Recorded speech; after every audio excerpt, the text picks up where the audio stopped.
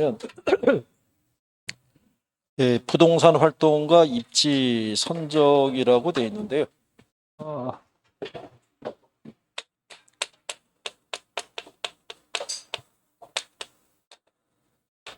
여기서부터가 이제 입지론에 관한 부분이다. 이렇게 생각하시면 될 거예요.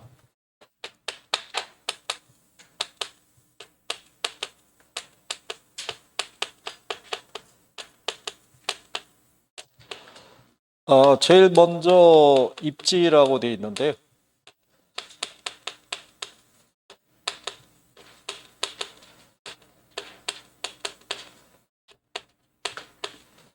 이게 경제 활동의 주체가 점하고 있는 장소,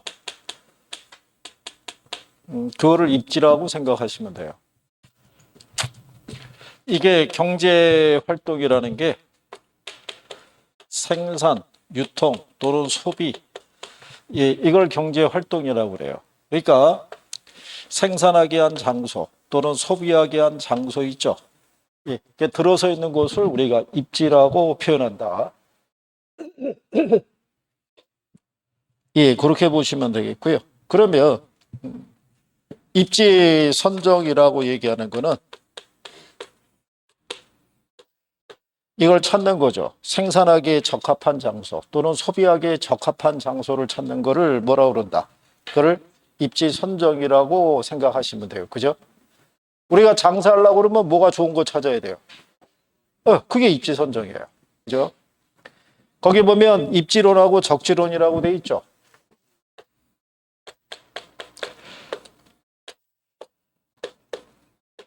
얘는 그 용도에 적합한 위치를 찾는 거를 입지론. 그죠? 주어진 위치에 적합한 용도를 결정해 주는 게 바로 뭐다? 예, 그게 적지론의 논리라고 생각하시면 돼요. 그죠? 적지론이라고 배우셨었죠? 앞에서. 예, 부동산 특성 중에서 적지론과 관련되어 있는 건 뭐예요? 부동산 특성 중에서 적지론과 관련이 있는 거.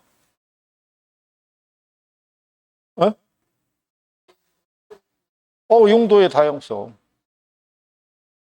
그러니까 주어진 위치에서 여러 가지 다양한 용도를 우리가 선택할 수 있다라고 앞에서 했었잖아요. 그죠? 예. 그래서 그 입지 조건은 용도에 따라 틀려지더라. 그래서 주거 입지, 상업 입지 등에 따라 틀려지더라. 이렇게 보시면 될 거예요. 자, 그러면 뒤로 넘어가셔서 그 입지 선정의 중요성이라고 돼 있죠. 자, 부동산은 움직일 수 있어요, 없어요? 예. 그래서 한번 장소를 정하면은 그 위치를 내 마음대로 이동하기가 어렵다는 거 하나고요. 환경이 바뀌었을 때 환경의 변화로부터 자유롭게 도망 다닐 수가 없잖아요. 그래서 부동산에서는 뭐가 중요하다? 입지가 중요해요. 여러분들이 투자론 배우셨죠? 예. 부동산 투자에서 우리가 투자하기 전에 고려해야 될 세 가지 중요한 요소가 있어요. 뭐가 있어요? 부동산에 투자할 때는 우리가 고려해야 될 세 가지 중요한 요소가 있어요. 네? 첫 번째가 위치예요. 두 번째가 위치예요. 세 번째가 위치예요. 결국 부동산에 투자한다는 거는 위치에 투자한다는 얘기예요. 그죠? 그래서 모든 부동산 활동과 관련해서 입지론의 논리는 뗄래야 뗄 수 없는 관계라고 생각하시면 돼요. 그죠? 자, 그럴 때 거기 보시면 그 입지 경제기라고 돼 있죠? 예. 이거 조금 아까 여러분들이 배우신 거예요. 그죠? 알론소의 입찰 지론을 할 때. 거기 수년가 초과이율이라고 돼 있죠? 수년가 자체가 초과이율이 아니라 수년가가 0보다 컸을 때 초과이율을 얻는 거예요. 수년가가 0이면 여러분들이 요구하는 수익 정도는 충족이 되는 케이스라고 생각하시면 될 거예요. 자, 그렇게 보시면 되겠고. 그 다음에 입지잉여라고 옆 페이지에 가면 용어 있죠? 아까 설명해 드렸죠? 입지잉여라는 거는 말 그대로 뭐예요? 우수한 입지 조건에 의해서 발생하는 초과이익이라고 되어 있잖아요. 그렇죠? 예, 그래서 그런 용어로 보시면 되겠고. 그 밑에 가면은 주거입지라고 되어 있죠? 주거입지는 여러분 시험에 인용이 잘 안 돼요. 거의. 그래서 이거는 제가 이거 작년에는 최적 주거 입지를 결정하는 것까지 그래프 그려서 설명해 드렸는데 시험에서 뭐 인용이 안 되니까 지금 나중에 뭐 돌아올 때 하셔도 될 거예요. 그죠? 대신에 191페이지 가시면 상업 입지라고 돼 있어요.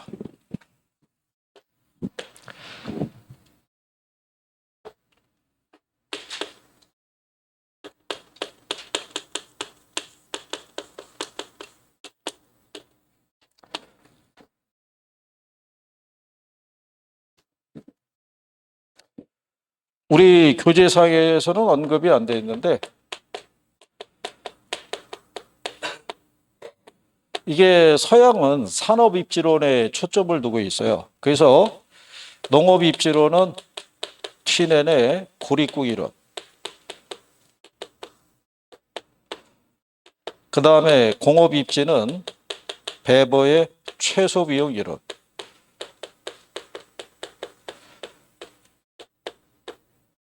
그 다음에 상업 입지는 크리스탈러의 중심지 이론. 얘네가 산업별 대표적인 이론이에요. 그래서 작년 여러분 시험에 얘하고 얘가 출제를 했고요. 재작년 시험에는 얘가 나온 거예요. 그러니까 출제자가 이론을 출제할 때 되면 가장 대표적인 이론을 인용을 하니까 최소한 어떤 것들이 반영돼 있다는 것 정도는 알아두셔야 돼요. 우리가 아까 튀넨의 고립국 이론 배우셨었죠? 여기서 가장 큰 중심이 돼야 될 논리가 뭐라고 그랬어요? 고립국 이론에서. 그러니까 도심으로 가면 집약적 이용을, 외곽을 나가면 조방적 이용을 해야 된다는 게 요체라고 그랬잖아요. 그죠? 그러면 작년에 나왔던 기출문제 보시면은 그게 지문 안에 들어가 있어요. 그러니까 이 사람이 주장한 가장 대표적인 거를 집어넣어주고 누구의 이론이냐 이렇게 물어보는 거예요. 그죠? 어쨌든 뭐 그런 걸 가지고 자, 제일 먼저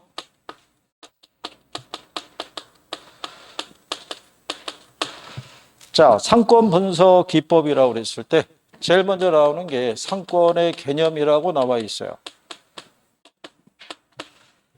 자, 상권이라고 얘기하는 건요. 고객이 존재하는 공간이자 점포의 매출이 발생하는 공간을 우리는 상권이라고 그래요. 그죠?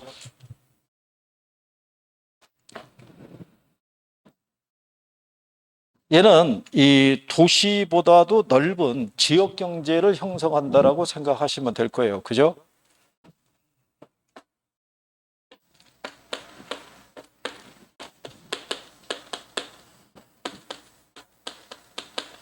자, 만약에 이 K시 인근에 정읍과 나주가 있어요. 여기 백화점이 있나요?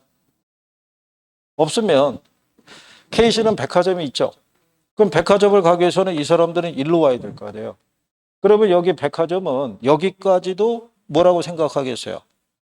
자기들의 상권이라고 생각하겠죠. 무슨 말인지 아시겠죠? 그래서 상권이라는 거는 도시보다도 훨씬 넓은 지역 경제를 구성하는데 이 상권의 범위는 변할 수 있어요, 없어요? 변할 수 있죠. 여기 백화점이 들어오면 굳이 여기까지 갈 일이 없을 거 아니에요. 무슨 말인지 이해하시겠죠? 그래서 자, 그 다음에 거기 보시면 상권의 측정이라고 되어 있어요. 그래서 이게 사업 입지를 선정할 때는 이 상권이 아주 중요해요.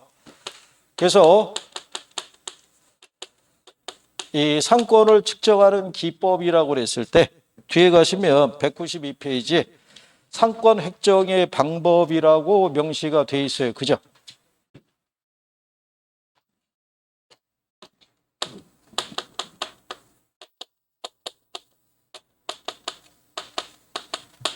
그래서 거기 보시면 현지조사법, 통계분석법, 수학적 분석법 이런 게 있는데 현지조사법이라는 건요. 모니터링을 하는 사람들이 직접 점포 인근에 가서 거기를 찾는 고객들에게 설문조사를 하든가 질문을 통해서 상권의 범위를 파악하는 방법이라고 생각하시면 돼요. 거기 방문조사법, 가도면접법, 우송법, 추적조사법, 고객카드 분석법 이렇게 돼 있죠. 예전에 그 백화점에서는요, 주차장에 파킹되어 있는 차량 넘버 있죠. 예전에 그 넘버를 가지고 이게 어느 지역 넘버라는 게 구별이 됐었잖아요. 그러니까 어느 지역에 있는 사람까지도 이 점포를 이용하는지를 파악할 수도 있는 거고요. 카드를 발급해주고 사용한 내역을 조사하게 되면 기본적인 정보가 얻을 수 있어요, 없어요? 네. 그래서 백화점이나 마트에서는 가끔 가다가 경품을 제공을 하고, 그죠? 데이터를 수집하는 경우도 있죠. 그날 5만 원 이상 구매하는 고객들에게는 응모권을 줘요, 안 줘요? 그 응모권에 가게 되면 이름 적고 주소 적고 전화번호 적죠. 그거 대충 적는 사람은 없어요. 되지는 않지만 혹시 내가 될 수도 있지 모른다라는 기대 심리가 작용해서 상당히 꼼꼼하게 적는 거예요. 거기 만약에 항목이 하나 더 추가되면은 정보 데이터가 훨씬 높아지는 거예요. 그러면 그게 정보 가치가 더 높아지는 거예요. 그래서 옛날에 저기 어떤 그 할인 매장 직원들이 고객들의 데이터를 갖다가 팔아버린 거예요. 팔아버렸을 때 그게 상대적으로 비싼 가격에 팔 수 있던 거는 조사 항목이 하나 더 있었던 거예요. 그 사람의 개인정보가 들어가는 게. 그래서 어쨌든 간에 뭐 그런 식으로 조사하는 것도 있고요. 아니면 통계적인 부분을 자료를 가지고 우리가 조사 분석하는 것도 있다. 그래서 시장의 지역성을 포착하고 지역성을 기초로 해서 상권의 특성을 추계하는 방법도 있다, 이런 얘기죠. 지역별로 소비 패턴이 다를 수 있어요, 없어요? 개인주의적인 성향이 강하게 나타나는 지역이 있는 반면에 가족 단위 쇼핑을 또 많이 하는 지역도 있을 수 있겠죠. 예, 그런 거를 분석할 수도 있고요. 수학적인 분석법은 뒤에서 우리가 레일이라든가 허프 모형으로 정리하시면 되겠고요. 그 다음에 상권 획정 방법이라고 있는데, 요거는 시험에서 한 번 나온 거예요, 한 번. 거기 보면은 공간 독점법이라고 돼 있죠. 근데 이것도 좀 오래된 표현이에요. 요즘 편의품점 아시죠? 편의점. 편의점 거리 제한이 있어요, 없어요? 거리 제한 없어진 거죠. 옛날에는 주유소나 뭐 편의점 아니면은 뭐 빵집 이런 게 거리 제한이 있었는데, 요즘은 막 마주보고 있기도 하고 같은 공간에 브랜드만 다른 편의점이 여러 개 들어가 있을 수도 있어요, 없어요? 있죠. 그래서 어쨌든 간에 이렇게 거리 제한을 두거나 면허가 필요한 업종은 지역 독점력이 인정이 될 때 쓸 수 있는 방법이고요. 시장 침투법은 주로 대부분의 상업적인 건물들이 이 방법을 가지고 상권의 범위를 측정을 해요.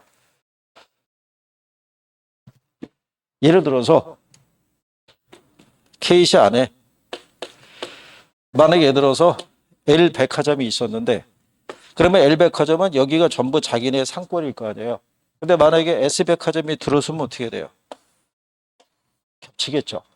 그래서 기본적으로 기존 점포에 추가되는 점포가 들어오게 되면 상권이 중첩이 되는 것을 나타내는 것이 시장 침투법이에요. 그 다음에 분산시장 접근법이 여러분 시험에 나왔던 거예요.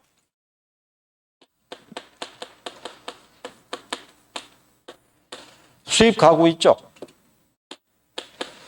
대리석 침대가 뭐 한 2억 된대요. 그죠? 그러면 이 도시에 여기 그 쌍촌동에 2억짜리 침대 파는 수입 가구점이 오픈했어요. 팔려요, 안 팔려요? 어? 하나는 팔리는 거예요. 그래도 이 지역에 어떤 나름대로 위신을 생각해서 그래도 돈 많은 사람이 하나는 사줄 거예요. 그죠? 근데 그 이상은 팔린다, 안 팔린다? 얘들 팔려면 어디로 가는 게 좋겠어요? 서울의 강남이나 수요가 있는 쪽으로 가서 입점을 할 수밖에 없을 거 아니에요. 그죠? 그러니까 특정한 수요 계층을 대상으로 영업을 해야 되는 상품들은 시장이 연속적으로 연결이 안 돼 있다고요. 그런 점포를 대상으로 할 때는 무슨 법을 쓴다? 분산시장 접근법. 그래서 고급 가구점 등 매우 전문화된 상품이나 특정 소득 계층만을 대상으로 하는 점포에 적용이 된다고 돼 있죠. 그래서 상권이 연속되지 못한다, 연결이 안 된다는 특징이 있다라고 생각하시면 돼요. 그 다음에 그 밑에 가면 크리스탈러의 중심지론이라고 있죠. 거기는 그래도 별표 하나 하시는 거예요.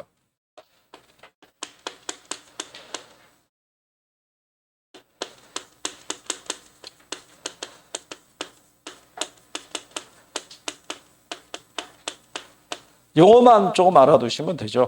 예, 그래서 거기 보시면 제일 처음에 중심지 이론과 뭐라고 해놨어요? 최소 요구치.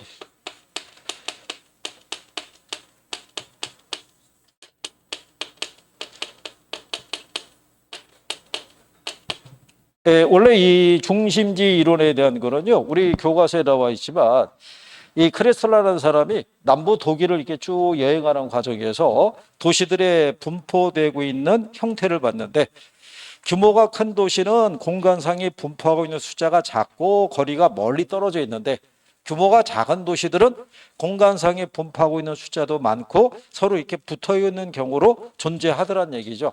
그래서 왜 이런 배열이 발생했을까?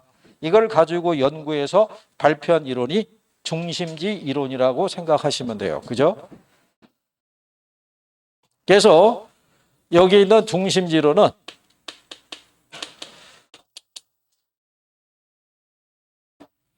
이게 공간상에 분포하고 있는 도시의 수라든가 규모, 이 기능 등을 갖다가 재화의 도달 거리와 최소 요구치의 관계를 가지고 설명한 이론이다. 예, 그게 크리스탈러의 중심지론이라고 생각하시면 돼요. 그죠? 자, 우리가 교육 서비스를 예로 들어들 때 우리가 지방에 면 단지를 가게 되면 초등교육까지 받을 수 있어요. 그런데 여기서는 그 이상의 교육은 받을 수 없어요. 여기서 상급 학교의 교육을 받으려고 그러면 군 단위로 나가야 돼요. 그러면 여기는 중등교육과 초등교육을 이렇게 받을 수 있는 규모로 돼 있어요. 여기서 상급 학교로 가려고 그러면 어디로 가야 돼요? 도청 소재지가 있는 쪽으로 나가야지만 상급 학교에 진학할 수 있어요, 없어요? 근데 여기는 대학뿐만이 아니라 중등과 초등교육까지, 그죠? 그러면 제공되는 교육 서비스의 구성이 틀리잖아요. 규모가 큰 도시일수록 다양한 서비스를 제공해줘야 안 해줘요. 근데 규모가 작은 애들은 작은 서비스밖에 제공을 안 하잖아요. 그럼 이렇게 크고 다양한 서비스를 제공해주는 이 정도 규모의 시는 공간상에 분포하고 있는 숫자가 많다, 적다? 많겠어요, 적겠어요, 상식적으로? 적을 거 아니에요. 그렇죠? 그럼 왜 그러냐면 이 정도의 크고 다양한 서비스를 제공하려고 그러면 뭐가 뒷받침이 돼야 돼요? 인구가 뒷받침이 돼야 되죠. 사람이 있어야지. 학교들도 학생 수가 없으면 폐교해야 해요. 폐교하잖아요. 그죠? 그래서 지금은 지자체별로 인구수를 늘리는데 혈안이 돼 있다고요. 그죠? 저쪽에 경상도의 뒤로 시작되는 광역시에서는 군부대 이전을 적극적으로 유치하고 있잖아요. 그래서 돈에다가 물어봤더니 그 안에서 적극적으로 참여하겠다는 지자체가 한 4-5군데가 나온 거예요. 인구가 줄어들기 시작하게 되면 그러면 중앙정부에서 지원하는 혜택도 축소가 되고요. 그리고 이게 시 정도가 돼야 그 안에 뭐 1급 공무원 1명, 2급 공무원 2명 이런 식으로 근무하는 공무원의 숫자도 정해지는데 규모가 축소가 되면 이게 줄어든다고요. 그럼 공무원들도 일자리가 줄어들 수 있어요, 없어요? 있고 그 지역에서 제공되는 서비스의 규모와 질도 어떻게 돼요? 축소될 거 아니에요. 그렇죠? 그럼 인구는 더더욱 유입이 돼야 안 돼요. 유입이 안 된다고요. 그러니까 그걸 우리가 뭐라고 그러냐면 최소 요구치라고 그래요. 얘가 중심지 기능, 이런 서비스를 다양하게 제공하기 위해서 필요한 최소한의 인구수 또는 고객수를 뭐라고 그런다? 그걸 우리가 최소 요구치라고 얘기하는 거예요. 그래서 여러분들이 거기에 보시면 자 192페이지에 밑에서 세 번째 줄에 보면 자 취락이나 상점이 유지되기 위해서는 최소한의 배우지가 필요한데 작은 취락이나 작은 상점은 작은 배우지를, 큰 취락이나 큰 상점은 큰 배우지를 필요로 한다라고 되어 있는 거예요. 그죠? 그러니까 광역시일수록 인구의 숫자가 어떻게 돼요? 많잖아요. 그럼 그 안에 크고 다양한 서비스가 제공이 되고 중소규모의 도시로 갈수록 제공되는 서비스의 질이 떨어지죠. 그렇잖아요.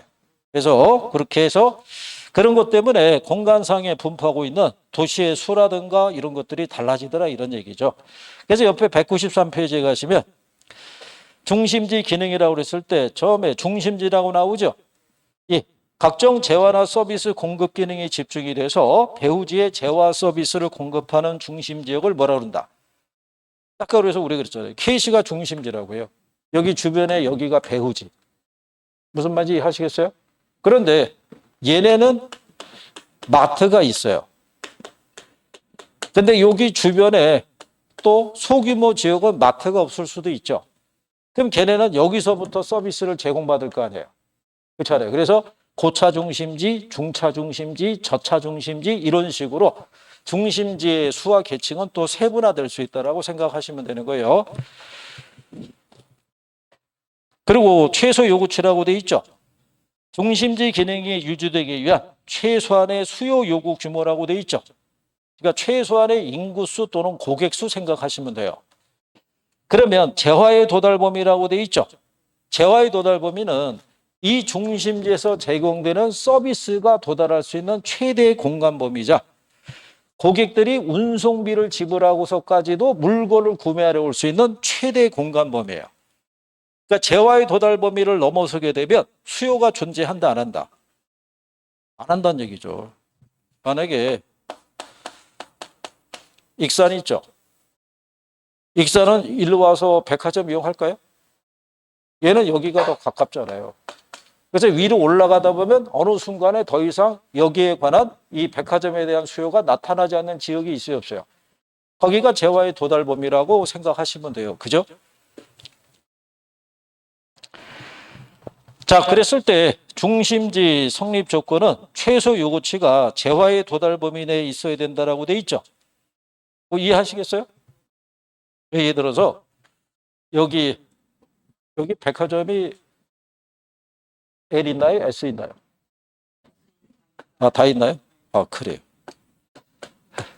자, 얘네는 이 백화점에 관한 서비스를 제공하기 위해서는 이 K시에 있는 사람들만 고객으로 확보해도 충분히 매출이 발생해요. 그런데 인근의 정읍이나 나주나 또는 목포에서까지도 일로 쇼핑하러 와요. 그러면 자기들이 생각하는 매출보다 더 큰 매출이 발생할 수 있어요, 없어요? 있을 거 아니에요. 그러면 얘네는 계속 크고 다양한 서비스를 제공하겠죠. 근데 얘네가 백화점에 관한 서비스를 제공하려고 그러면 여기 있는 사람들을 다 고객으로 확보해야 돼요. 근데 백화점을 이용하는 사람은 이 도시 사람밖에는 이용을 안 해요. 그러면 백화점이 문을 닫을 수밖에 없겠죠. 그러니까 백화점이 유지되기 위해서는 재화의 도달 범위 내에 뭐가 있어야 된다? 최소 요구치가 존재해야 된다. 이런 표현이에요. 이해하시겠어요? 이거 작년에 이거 그래프로 그려서도 설명했었는데 그래프 그려봐야 시험에 나오지는 않고 나중에 우리가 뭐 요약집으로 수업하게 되면 그걸로 그때 한번 하면 되겠죠. 그래서 거기 중심지의 계층을 보면은 고차 중심지도 있고 그 다음에 저차 중심지도 있다라고 표현이 되어 있죠. 이해하시겠어요? 고차 저차? 예, 그래서 이렇게 구별하시면 되겠고. 예전에 이 크리스탈라는 사람은 중심지의 계층을 구별을 할 때 고차냐 저차냐를 구별하는 기준은 그때 당시에는 전화 회선으로 구분한 거예요. 1930년대는 전화가 발명이 된 지가 얼마 안 됐을 때였어요. 그러니까 우리나라도 거꾸로 되돌아가 보게 되면 1970년대는 가정에 전화 있는 집이 별로 없었어요. 그렇죠? 그 동네에서 잘 사는 사람만 전화를 뒀지 나머지는 전화가 없었다고요. 그러면 그때 당시에 전화회선이 가장 많이 설치된 데가 어디겠어요? 도청이 있거나 서울시청에 있는 그 중심에는 전화회선이 많이 개통이 됐을 거 아니에요. 그러니까 거기가 중심지의 역할과 기능이 가장 크다라고 할 수 있죠. 그러니까 옛날 기준인 거예요. 1930년대. 지금은 전화회선으로 구별할 수 있어요, 없어요? 구별이 안 되죠, 뭐. 그렇죠? 지금은 또 집에 전화 둔 집도 많이 줄어들고 있어요. 그죠? 다 못 쓰니까. 핸드폰 쓰니까. 그죠? 옛날에는 우리가 연락처 하게 되면은 자택 전화번호가 먼저 앞에 나왔는데 그게 아니라 핸드폰 번호, 뭐 긴급 연락처 뭐 이렇게만 바뀌니까 세태가 많이 바뀐 거죠. 그래서 그런 정도 보시면 되겠고요. 그러면 나중에 크리스탈레의 중심지로 나오면 기본적인 요건은 설명이 가능하시겠어요?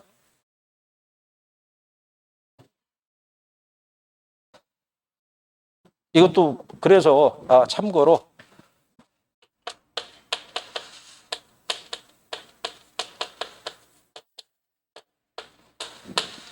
다목적 구매 여행이라는 표현이 나오게 되면 중심지론 생각하시면 돼요. 그죠? 제목이 뭐예요? 예를 들어서 이런 거예요. 여기는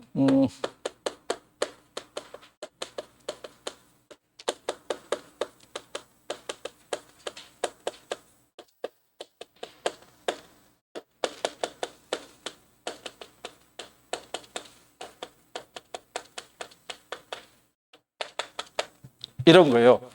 만약에 소비자가 물건을 쇼핑하기 위해서 우리가 이동을 할 수 있겠죠. 그럼 소비자 입장에서는 대충 비슷한 거리에 있으면 한 번에 쇼핑해서 내가 필요한 거를 한 번에 다 소비할 수 있으면 거기를 선호하게 될 거 아니에요. 그죠? 그러니까 중심성이 큰 애들이 무슨 여행 가능한 거예요? 다목적 구매가 가능한 거예요. 그죠? 예, 그래서 그런 게 언급이 된 게 중심지 이론에 나와 있다. 이런 정도로 보시면 될 거예요. 자, 그래서 이제 이런 내용까지 정리해 드렸고, 그 다음에 이제 뒤로 넘어가시게 되면 196페이지에 가면 여기가 이제 상권 분석 이론인데 레일리의 소매 인력 법칙 나오죠. 그 다음에 컨버스의 상권 분기점 모형 나오죠. 다 별표하는 거예요. 그리고 뒤로 넘어가시면 허프의 확률적 상권 모형이라고 돼 있죠. 예, 세 개를 다 별표를 하셔야 돼요. 얘네는 이론도 낼 수 있고 모두 낼 수 있다. 계산도 낼 수 있어요. 작년에 여기서 레일리의 소매 인력 법칙을 계산하라고 출제했었어요. 그죠?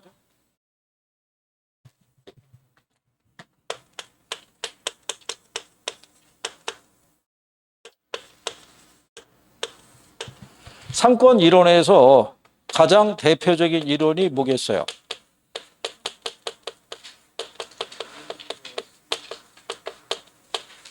자, 우리가 이제 강의할 때마다 말씀드렸지만 레일리의 소매 인력 법칙은 이론적으로 완전하진 않아요. 완전하진 않지만 얘가 상권에 관한 이론을 최초로 제시했다는 데 의의가 있는 거예요. 그래서 시험에서 가장 기본적으로 출제하는 게 레일리의 소매 인력 법칙이라고 생각하시면 돼요. 그죠? 소매 인력 법칙의 논리를 보시면 얘는 아이작 뉴턴의 무슨 법칙을 인용한 거예요?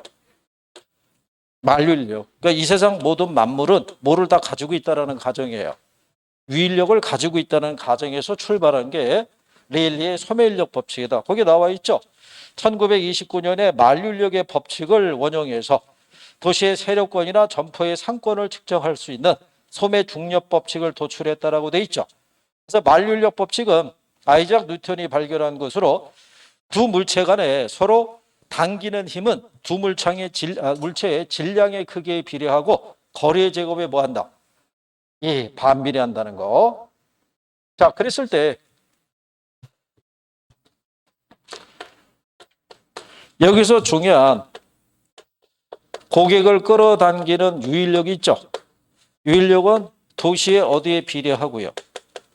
크기에 비례하고 거리의 제곱에 뭐한다? 반비례한다.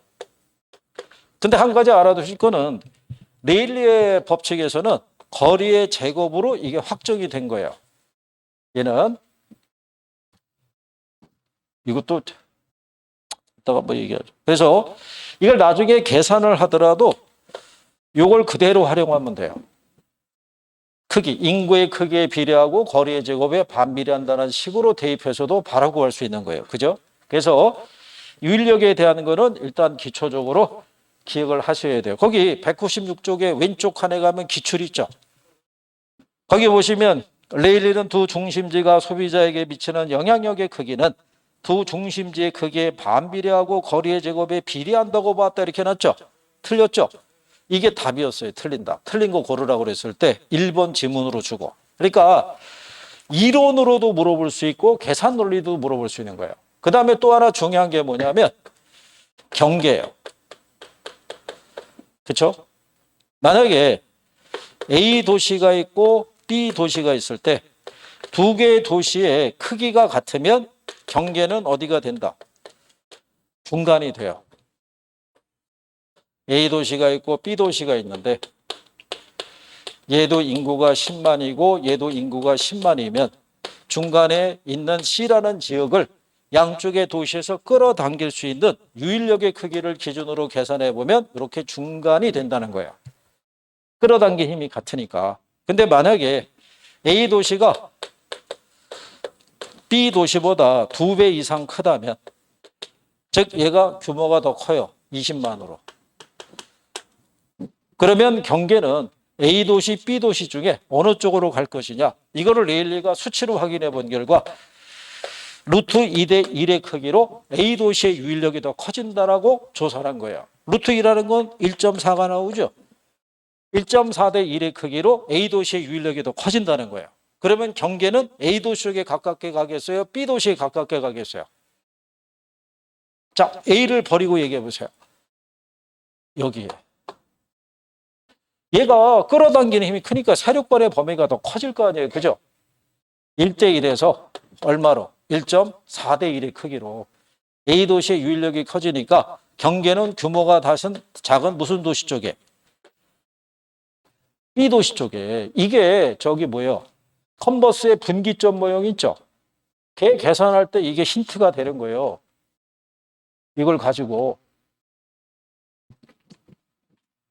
예를 들어서 197페이지 그 하단에 가게 되면 컨버스의 분기점 모형에 기초할 때 A시와 B시의 상권 경계 지점을 물어봤죠. 그렇죠? 근데 A와 B 도시의 거리가 몇 킬로예요? 직선 거리가.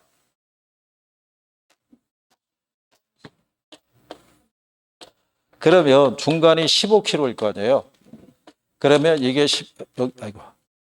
여기가 한 10km 될 거고 여기가 한 5km 될 거고 여기가 제로. 그 다음에 20km, 25km, 30km 이렇게 나갈 거 아니에요. 그죠? 근데 A 도시의 인구는 몇만이에요? B 도시는요? A 도시가 B 도시보다 크잖아요. 그죠? 그러면 경계는 중간이 15km가 될 수가 없죠. 여기가 될 수는 없잖아요. 그럼 어느 쪽으로 가야 돼요? 일로 가야 될 거예요, 일로. 그러니까 그 문제 안에서 풀어보지 않더라도 1번, 2번, 3번은 답이 아닌 거예요. 경계가 15km잖아요. 무슨 말인지 아시겠어요? 이게 1, 2, 3번은 답이 아니고 4번과 5번에서 답을 찾으라고 출제자의 힌트를 준 거죠. 도시 규모를 했을 때. 예? 그러면 찍을 때 5개를 놓고 찍는 거하고 2개를 놓고 찍는 거하고는 틀릴 거 아니에요. 그죠? 컨버스는 낼 때마다 그렇게 힌트를 줬어요. 그죠? 그래서 이게 중요하다고 얘기하는 거예요. 이론을 물어보는 게 이거밖에 없으니까. 그죠? 분명히 또 얘기했어요. 버리고 돌아갔을 때 이상한 소리 하면 진짜 그죠? 어느 쪽으로 가야 돼? 오를 때 뭐 A 도시 이런 소리 나면 큰일 나는 거예요. 그죠? 자, 그러면 우리는 레일리의 소매인력 법칙의 기초에서 풀어봐야겠죠. 근데 우리 교재에는 예제가 없어요. 그죠? 레일리의 소매인력 법칙이. 자, 그러면 다른 예를 들어서 도시 A의 인구는 7만. 도시 B의 인구는 42만. 그 다음에 도시 A서부터 C까지의 거리는 10km. B하고 C까지의 거리는 20km. 자, 그랬을 때 C의 인구는 5만 명이다라고 뭐 이렇게 가정하죠. 자, 이랬었을 때 A 도시와 B 도시 있죠. 각각의 인구 유인 비율이 있죠. 예, 이걸 계산하라고 그러면 이 문제가 여러분 시험에서 제일 처음 나온 거예요. 레일리의 소매인력 법칙으로는. 그죠? 그러면 이걸 대입하시면 돼요. 그 F로 가는 게 뭐냐면 A 도시의 유인력의 크기는 거리의 제곱에 대한 인구의 크기로. 그러면 B 도시의 유인력도 똑같겠죠. 그럼 만약에 전체라는 건 A 플러스 B 중에서 A 도시의 유인력의 크기를 구하라고 그러면 각각의 유인력의 크기를 계산했을 거 아니에요. 분의 A를 대입하면 돼요. B 도시의 유인력을 구하라고 그러면 A 플러스 B분의 B를 대입하면 돼요. 그죠? 그러면 여기 다 알려줬잖아요. 자, A 도시의 인구가 몇만이에요? 7만. 거리가 몇 킬로예요? 10킬로. 근데 10의 제곱이잖아요. 그럼 100이죠? 그럼 공두개 사라지면 얘 700 나오겠죠. 도시 B는 몇만이에요? 42만. 20킬로잖아요. 20의 제곱이면 400이겠죠? 나누면 1050 나와요. 그죠? 그러면 각각의 유인력의 크기를 구했죠? 그 두 개를 더하면 돼요. 두 개를 더하면 얼마 나오겠어요? 1750분의 700을 계산하면 0.4 나와요. 그럼 몇 프로? 40%. 그러면 A 도시의 유인력이 40%라는 얘기는 B 도시의 유인력은 몇 프로겠어요? 그럼 60%죠. 그게 답이었어요. 이게 여러 번에 나온 최초로 나온 기출이에요. 그죠? 그러면 이렇게 할 수도 있고 다시 또 저기 유인력을 보게 되면 크기하고 뭐가 있어요? 거리가 있을 때 자, A 도시는 인구가 몇만? B 도시는 42만이죠. 그러면 B 도시가 A 도시보다 몇 배 커요? 6배 커요. 그죠? 그 다음에 거리는 얘가 10km고 얘가 몇 킬로? 그럼 어느 게 더 멀어요? 얘가 멀잖아요. 20km니까. 그러면 몇 배 멀어요? 2배 멀잖아요. 근데 거리의 제곱이니까 4배 멀다고요. 그죠? 그러면 1대 6은 1대 4와 같아진다는 얘기인데 비례식을 배열한 다음에 내항은 내항끼리 외항은 외항끼리 곱하면 돼요. 1에다가 4를 곱하면 6에다가 2를 곱하면 그러면 4대 6이라는 거는 10분의 4와 10분의 6이라는 얘기죠. 그러면 A가 10분의 4니까 몇 프로? 40%. 10분의 6이니까 60%. 그러니까 이렇게 해도 되고 이렇게 해도 되는 거예요. 무슨 말인지 아시겠나요? 얘는 계산기를 안 써도 되고 얘는 계산기를 써야 돼요. 근데 출제자들이 작년에 나왔던 문제를 분석해 보니까 앞전에는 어느 거로 계산해도 수치가 딱딱 떨어지게끔 맞춰줬어요. 근데 작년 문제는 이걸로 계산하는 게 더 편하게 해줬어요. 그러니까 한쪽으로 아마 치우쳐서 줄 수도 있을 거예요. 그렇지 않고서는 난이도를 조절하기가 어려울 거예요. 이게 요령을 알면 되게 간단한 문제예요. 여기가 많이 어려워 보이나요? 대입을 할 수 있으면 풀 수 있어요. 연습시켜줘요. 그죠? 자, 그랬을 때 옆에 197페이지에 가면 컨버스에 뭐라고 되어 있어요?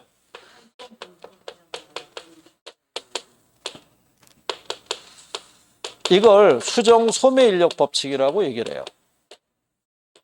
자, 레일리의 모형에 의해서는 인구의 40%는 A 도시에, 인구의 60%는 B 도시에 구매하러 가는 것까지는 알겠으나 그 경계 지점이 A 도시와 B 도시부터는 각각 몇 킬로 지점이냐?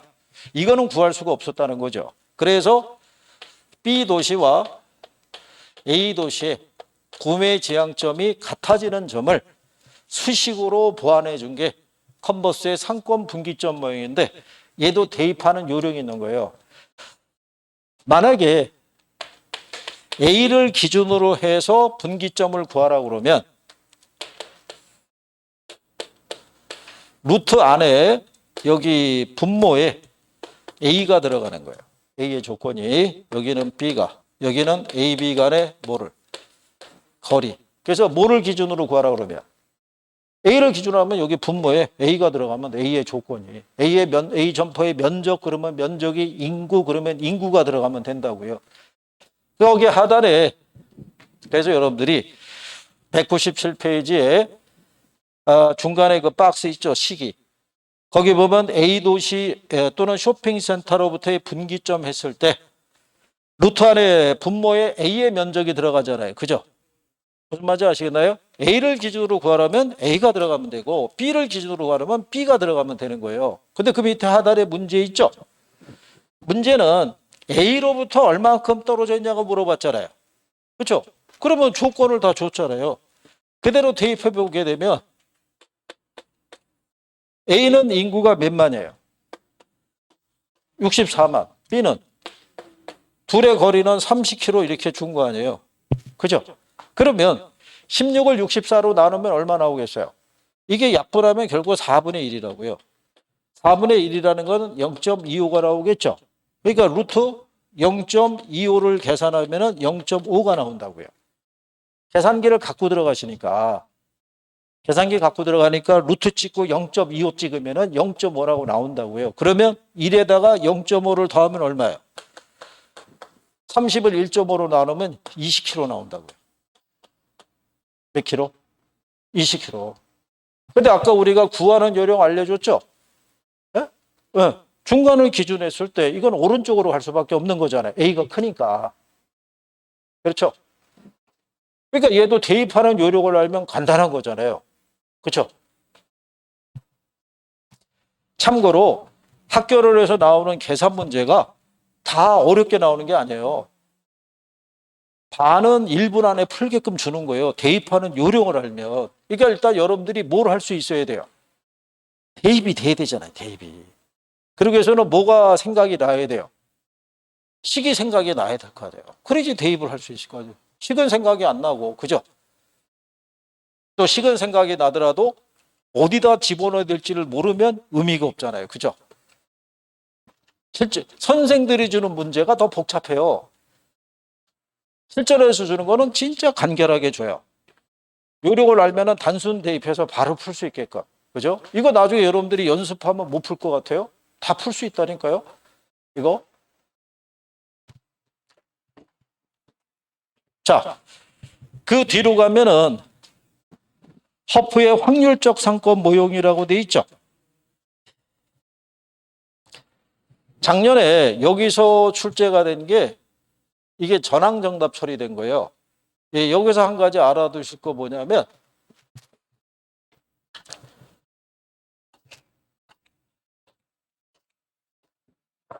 자, 여기서 세 번째 나오는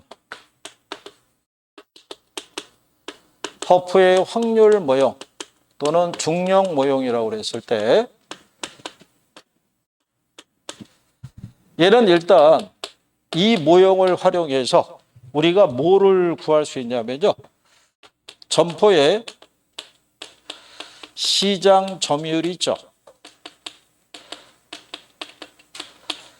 뭐를 구할 수 있냐면 매상고를 구할 수 있어요.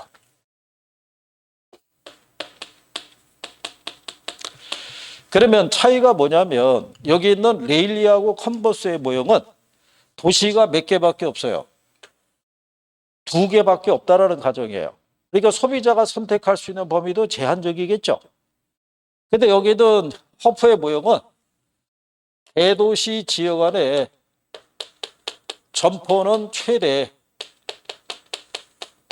이렇게 7개까지 존재할 수 있다는 가정이에요. 최대 점포가. 그런데 개별 점포의 시장 점유율을 구하게 되는데 7개의 점포가 있다는 가정하에 개별 점포의 시장 점유율을 구하려고 그러면 시간이 많이 걸릴 거 아니에요. 그러니까 여러분 시험상에서는 3개까지만 줬어요. 우리 교재에 있는 예제도 점포가 3개 나와 있는 걸로 예제가 있죠. 네. 그러면 이 중에 A 점포에 만약에 시장 점유율을 구하라고 그러면 개별 점포에 뭐를 다 구해야 돼요?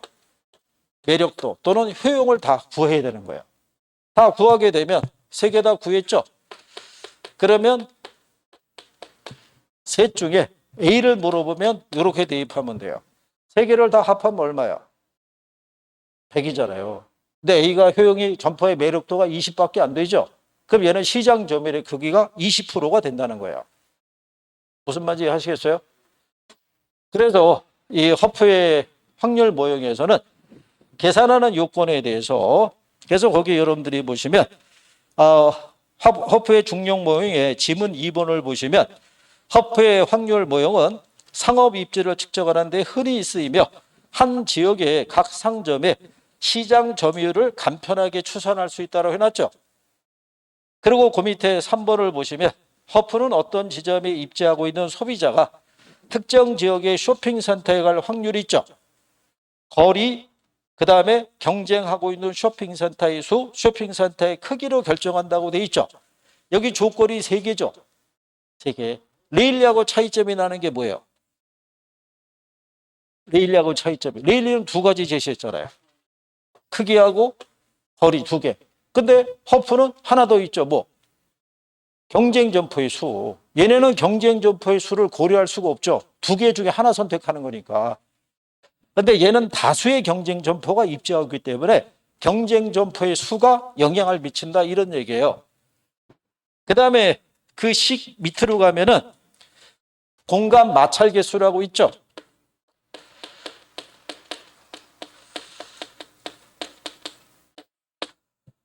자, 마찰 개수라는 것은 공간을 이동하게 되면 마찰이 발생할 수 있어요, 없어요?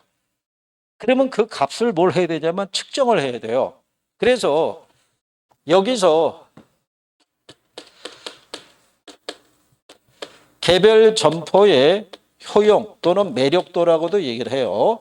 고객을 끌어당길 수 있는 힘이라고도 보시면 되는데 이게 여기가 거리고요. 여기가 매장 면적이에요. 근데 우리가 레일리의 모역에서는 거리의 제곱이라고 그랬죠. 근데 여기는 뭐를 주냐면 이걸 주는 거예요. 마찰 개수라고. 그러니까 얘는 제곱이 아닌 거예요.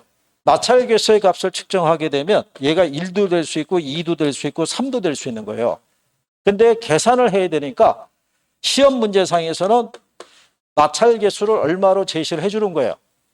2라고 주는 거예요. 여러분들 옆에 그 199페이지에 가면은 우측에 예제 있죠. 예제 보면은 박스 안에 공간 마찰 개수를 얼마로 줬어요. 2라고 준 거 아니에요. 그러니까 이 제시하는 조건은 1로 줄 수도 있고 2로 줄 수도 있고 3으로 줄 수도 있고 그건 변화가 있을 수 있다고요.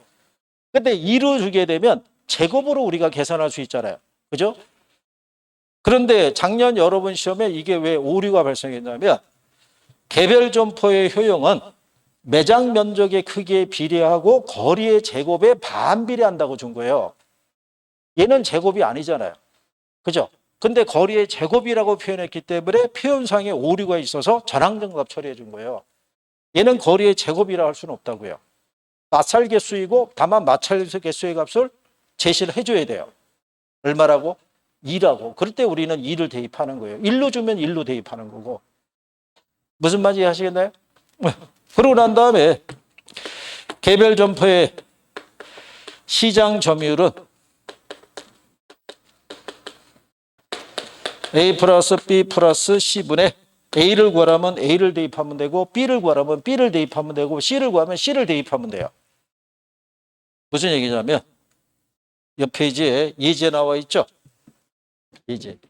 예제를 보시면 자 허프 모형을 활용해서 X지역 주민이 할인점 A를 방문할 확률과 할인점 A의 월 추정 매출액을 순서대로 나열한 걸 물어봤죠. 그죠? 그러면 먼저 할인점 A 있죠? 매장 면적 줬어요, 안 줬어요? 얼마 줬어요? 500을 줬잖아요. 거리는 얼마? 근데 마찰 개수를 2로 줬죠? 그러니까 5의 제곱이니까 25잖아요. 그럼 얘가 20이 되겠죠. 그러면 B를 가게 되면 B도 면적을 얼마를 줬어요? 거리는 10km 줬죠? 10의 제곱이면 100이죠? 그러면 3 나올 거 아니에요. 그 다음에 C를 가게 되면 매장 면적이 450이죠? 거리가 몇 킬로? 15의 제곱이면 225니까 2가 나올 거 아니에요. 이렇게 구했잖아요. 뭐를 대입해서? 이걸 대입해서. 그죠? 그러면 시장 점유율을 구하라 그러면 어떻게 하면 된다고 그랬어요? 3개를 다 뭐 하면 돼요? 이렇게 더한 다음에 이 중에 A 할인점을 물어봤잖아요. A 할인점에 매력도가 20이잖아요. 그러면 25분의 20을 하게 되면 얼마 나온다? 0.8. 그러니까 80%가 나올 거 아니에요. 그죠? 그러면 답은 1번 아니면 2번이에요. 그죠? 시장 점유율이 80% 나온 애는 1번하고 2번밖에 없잖아요. 그 다음에 매상고 구하라고 그랬죠? 인구가 몇 명이에요? 4,000명. 근데 월 얼마 쓴대요? 그러면 이게 14억 나와요. 그러면 이 전체 매출액이, 이 도시의 전체 매출액이 14억 나오는데 그 중에 얘가 시장 점유율이 몇 프로예요? 그러면 11억 2천 나오죠. 그래서 80%하고 얼마? 11억 2천이 답인 거예요. 그죠? 그렇겠죠? 이거는 암산으로 할 수는 없잖아요. 계산기로 계산해야 되니까. 네? 많이 어렵나요?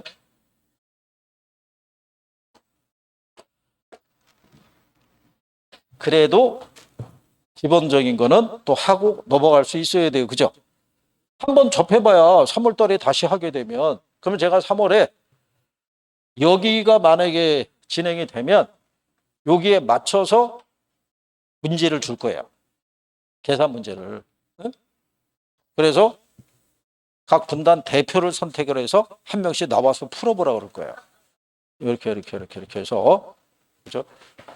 이쪽 분단은 다 도망갔군요. 뭐. 그죠? 그러니까 각 분단 대표가 한번 나와서 풀어보는 것도, 왜 총각 이렇게 불안한 눈빛을 보여? 나 알 것 같은 생각이 들어? 어떻게 알았어? 본인이야. 그때 본인이 나와서 푸는 거야. 여기 나와서. 그치? 표정이 그날 안 나와야지 이런 표정인데?